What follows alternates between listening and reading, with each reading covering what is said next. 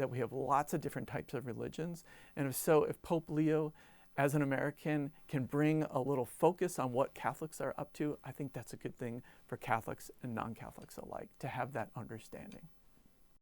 I'm Gary Adler.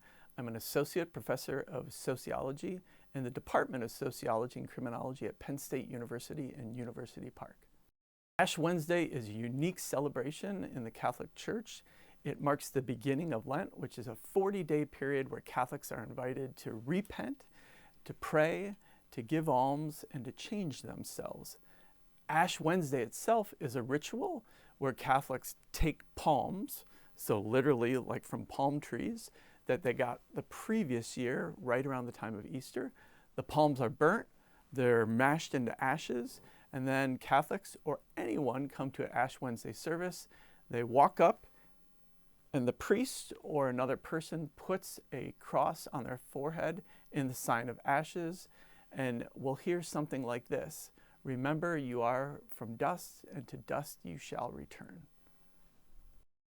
Lent is a period that Catholics and many other Christian denominations recognize. During this period, people are invited to think about things they've done wrong. So this is kind of the flip side of New Year's resolutions, where you think of like, what can I do to make myself better?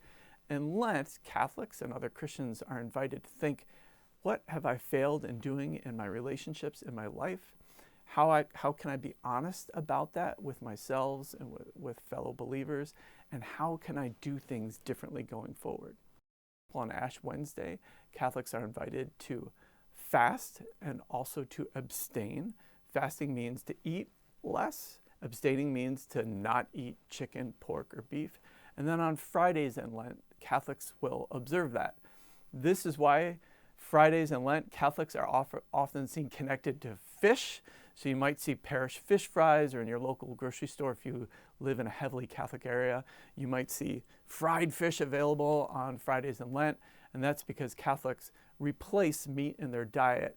And it's really a practice to force our bodies to work a little differently. And the idea is if our bodies work differently, then maybe our hearts and our spirit work differently, and we can begin to be different people. The idea of giving something up for Lent is that by taking away something and giving ourselves just a smidgen of suffering, we will feel a little different, and it will make us think about this season of Lent.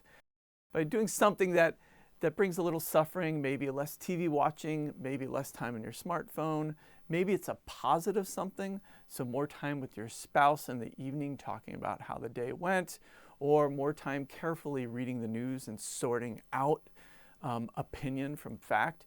These things are meant to trigger our bodies and our minds to orient in a different way. For Catholics, that way is following the person of Jesus, but other religious traditions do this sort of practice where you change something a little bit, you do it differently in order to draw yourself into being a better person.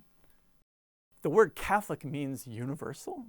And so Ash Wednesday will be celebrated around the world, but the way it's celebrated is very universal in the sense of we're doing something to our bodies to remind something in our spirit.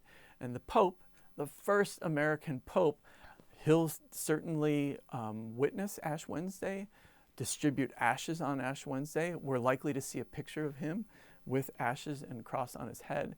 So I have a hunch that Americans might see more images than they might see regularly of the Pope, and that might help them to understand what they see in their communities.